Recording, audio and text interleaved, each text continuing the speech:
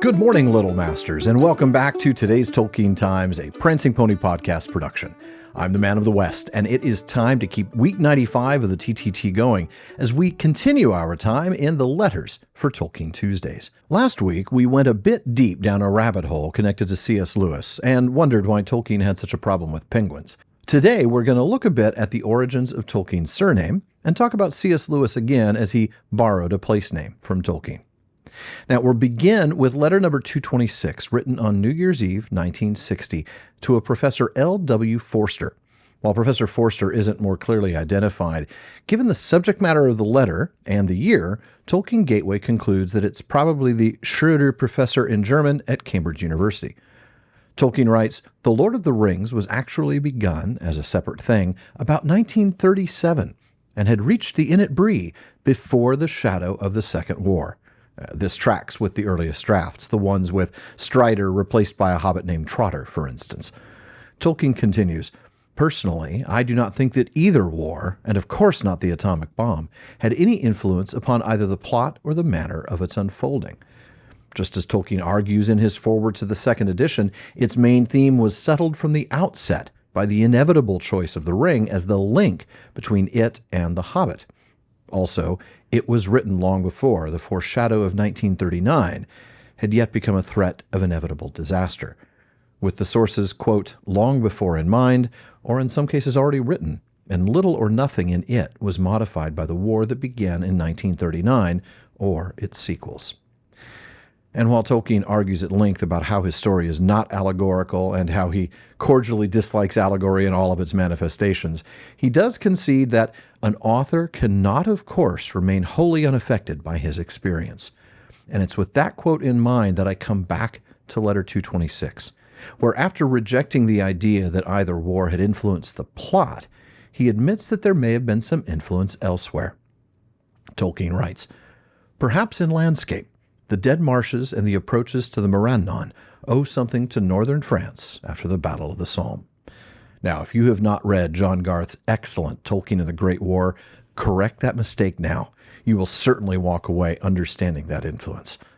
Tolkien ends the letter by suggesting that the Germans might care to note, they do not always recognize the respelt name, that I bear a German name, being ultimately of German descent, from Leipzig, properly Tolkien, for Tolkien, I suppose. Now, that word, Tolkien, is a German adjective meaning daredevil, foolhardy, reckless, or rash.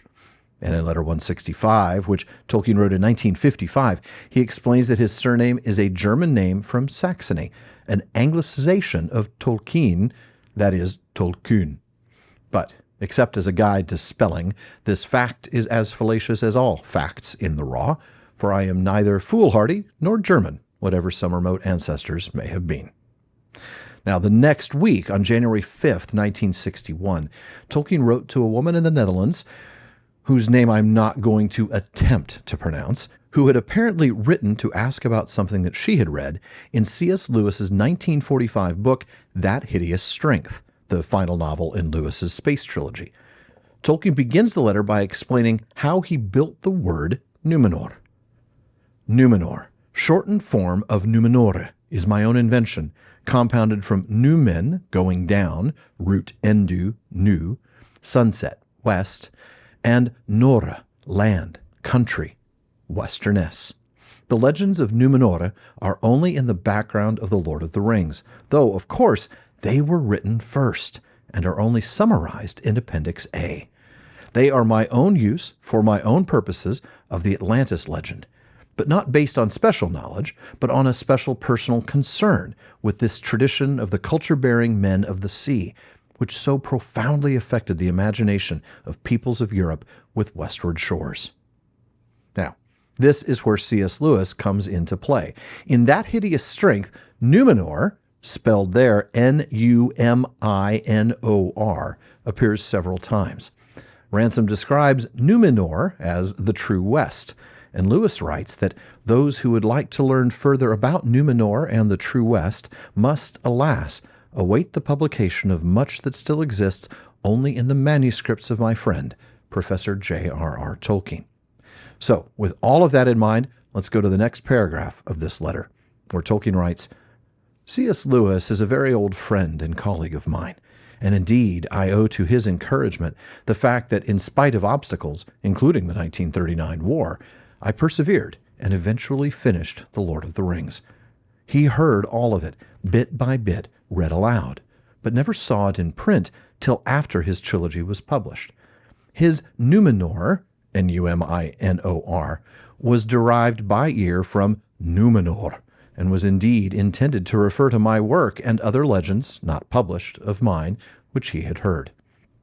Though Tolkien and Lewis were not always as close as we might think of, Lewis's conversion to the Anglican faith and his marriage to a divorced woman were strains for Tolkien. It is abundantly clear through the letters and biographical material that Lewis's encouragement was essential to Tolkien persevering. We talked about that on some earlier Tolkien Tuesdays several series ago. Tolkien continues, writing that he is now under contract engaged, among, alas, other less congenial tasks, in putting into order for publication the mythology and stories of the First and Second Ages, written long ago but judged hardly publishable until, so it seems, the surprising success of The Lord of the Rings, which comes at the end, has provided a probable demand for the beginnings.